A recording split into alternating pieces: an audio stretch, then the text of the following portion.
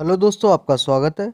दोस्तों, आज मैं बताऊंगा सीआरपीसी की धारा 95 के बारे में। कुछ प्रकाशनों के संप्रहत यानी जब्त होने की घोषणा करने और उनके लिए तलाशी वारंट जारी करने की शक्ति। दोस्तों, इस धारा में है प्रकाशनों को जब्त किए जाने की घोषणा करने और उसके लिए तलाशी वारंट जारी करने की शक्ति का उल्लेख किया गया है। इस धारा के अनुसार जब्त किए जाने की घोषणा संबंधी शक्ति का प्रयोग केवल राज्य सरकार द्वारा ही किया जा सकता है।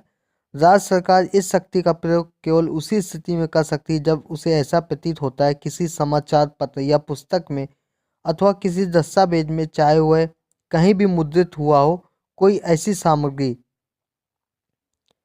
जिसका प्रकाशन भारतीय दंड संहिता की धारा 124 का या धारा 153 खा या धारा 392 या धारा 293 या धारा 295 का के अधीन दंडनीय हो,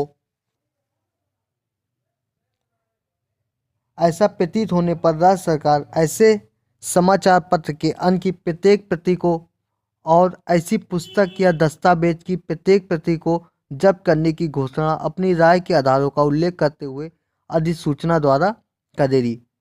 पत्र, समाचार पत्र और पुस्तक का वही अर्थ होगा जो कि प्रेस और पुस्तक रजिस्ट्रीकरण अधिनियम 1867 में दिया गया है। दस्तावेज के अंतर्गत रंग चित्र, रेखा चित्र या फोटो चित्र अथवा अन्य 10 रूपण चित्र समाविष्ट या समाहित होंगे। इस धारा के अधीन सरकार द्वारा पारित आदेश या कार्रवाई को न्यायालय में चुनौती दी जा सकती है। धारा 95 की उपधारा 3 के अंतर्गत पारित किसी आदेश या किसी कार्रवाई को केवल धारा 96 के अधीन ही न्यायालय में चुनौती दी जा सकती है। भारतीय संविधान के अनुच्छेद 19 की उपधारा 1 के अधीन वाक एवं अभिव्यक्ति की मौलिक स्वतंत्रता की गारंटी दी गई है। वाक एवं अभिव्यक्ति की स्वतंत्रता का क्षेत्र बहुत व्यापक है। इसके अंतर्गत प्रेस की स्वतंत्रता भी समाविष्ट है। उक्त अनुच्छेद के अंतर्गत दंड प्रक्रिया संहिता की धारा 95 की वैधता का प्रश्न गोपाल विनायक गोडसे बनाम भारत संघ के वाद में उठाया गया था।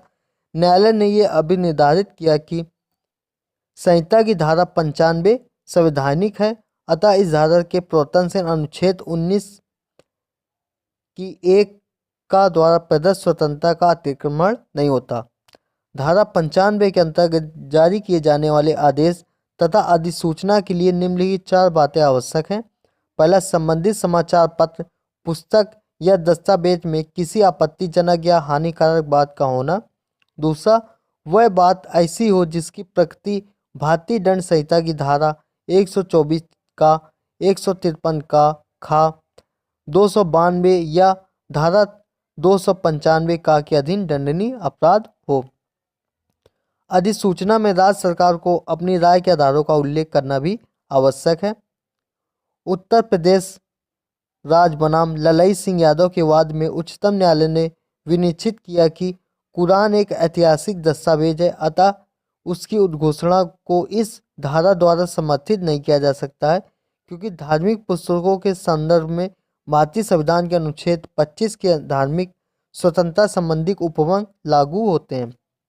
धारा 95 के अधीन जारी की गई अधिसूचना में विवादित प्रकाशन या उसके किसी भाग का दिया जाना मात्र ही इस धारा के अंतर्गत कार्रवाई के लिए वैध आधार उत्पन्न नहीं करता है।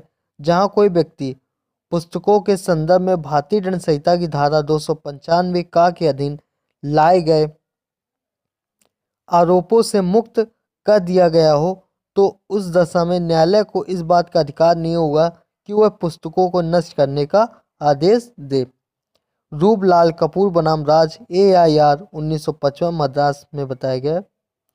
हरनाम दास बनाम उत्तर प्रदेश राज्य के वाद में उच्चतम न्यायालय ने यह अभिमत व्यक्त किया कि धारा 95 के अंतर्गत जब्त की कार्रवाई करने के पूर्व राज्य सरकार को अपनी अधिसूचना में ऐसी कार्रवाई के कारणों का उल्लेख करना अनिवार्य है, अन्यथा अधिसूचना तथा कार्रवाई अवैध होगी। इसी प्रकार धारा 95 के अधीन जारी की गई अधिसूचना में राज्य सरकार की राय के आधारों का उल्लेख होना आवश्यक है, अन्यथा अधिसूचना की धारा 96 के अंतर्गत विखंडित किया जा सकेगा। उदय प्रताप सिंह चंदेल बना मध्य प्रदेश राज्य के बाद में बताया गया। दोस्तों, अगर आपको वीडियो पसंद आए तो लाइक करें, सब्सक्राइब करें। धन्यवाद।